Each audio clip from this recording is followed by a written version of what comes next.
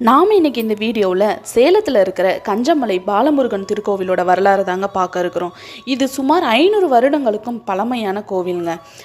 ஒரு முறை திருமால் தன் மருமகன் முருகப்பெருமானை காண சென்றிருந்தார். அவரிடம் முருகனின் வாகனமான மயில் கர்வத்தால் மரியாதை குறைவாக அவரிடம் நடந்து கொண்டது.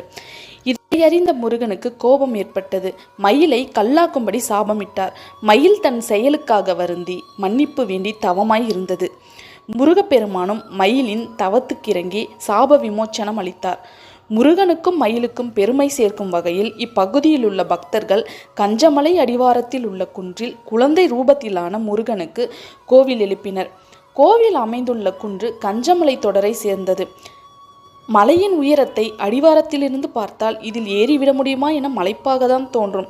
ஆனால் 250 அடி உயரமே உள்ள இந்த மலையில் 101 படிக்கட்டுகளை கடந்தாலே கோயிலை அடைந்து விடலாம். அது மட்டுமல்ல, கோயிலுக்கு